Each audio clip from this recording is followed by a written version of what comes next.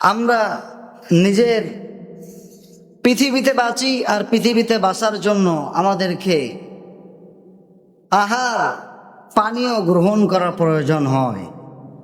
আমাদের শরীরটাকে বাঁচাবার জন্য আমরা বিভিন্ন ধরনের আহার্য গ্রহণ করে থাকি, পানীয় পান করে থাকি। কারণ আমাদের শরীরটা যদি ভালোভাবে না চলে তাহলে আমরা সঠিকভাবে আমরা চলাফেরা করতে পারবো না, কাজকর্ম করতে পারবো না। এই জন্য শরীরটাকে উজ্জীবিত রাখার জন্য আমরা অনেক চেষ্টা করি, আমরা পরিকল্পনা করি, পরিকল্পনা মাফিক আমরা জীবন পরিচালনা করি। কিন্তু পুরা শরীর ঠিক, আমাদের শরীরের মধ্যে যে গুরুত্বপূর্ণ বিষয়, সে বিষয়টার নাম হচ্ছে রূহ। সেই রূহ যদি আমাদের শরীরের মধ্যে না থাকে তাহলে এই সুন্দর তাজা প্রাণ সুদর্শন চেহারা এটার কোনো মূল্য থাকে না। এটা লাশ হিসেবে সমাজ তাকে ঘোষণা দেয়, এটার নাম বলে ডাকে না, এটাকে লাশ বলে। তো আমরা মারা যাওয়ার পর আমাদের শরীরের মধ্যে সব থাকে, একটি মাত্র জিনিস থাকে না। সেই জিনিসটার নাম কি বলেন তো?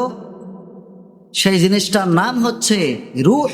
সেই রূহ না থাকার কারণে আমাদের এই পুরা সিস্টেমটা, আমাদের স্ট্রাকচার এত সুন্দর অবয় দিয়ে যে আল্লাহ তাআলা সৃষ্টি করেছেন, নিথর দেহ জমিনের মধ্যে পড়ে থাকে, সেই নিথর দেহের কোনো দাম থাকে না, কোনো মূল্য থাকে না। কারণ আমাদের জীবনের সবচাইতে যে জিনিসটা মূল্যবান জিনিস, সেই জিনিসটার নাম হচ্ছে রূহ। সেই জিনিসটার নাম কি? রূহ। আমরা যেই জিনিসের মূল্য দেওয়ার প্রয়োজন বেশি, সেই জিনিসের আমরা মূল্য দেই না। আর যেই জিনিসের মূল্য নাই, সেই জিনিসের মূল্য আমরা অনেক বেশি দেই, অনেক বেশি দিয়ে ফেলি। শরীর সুন্দর রাখার জন্য আমরা ডাক্তারের কাছে প্রেসক্রিপশন নেই যে আমাদের শরীরটা ভালো যাচ্ছে না, কেন আপনি আমাকে প্রেসক্রিপশন করে দেন, আমার শরীরটা যেন ভালো চলে, শরীরটা যেন ভালো থাকে। এটা হচ্ছে শরীর স্বাস্থ্যকে ভালো রাখার জন্য। কিন্তু আমাদের রূহটাকে ভালো রাখার জন্য আমরা কতবার চেষ্টা করেছি।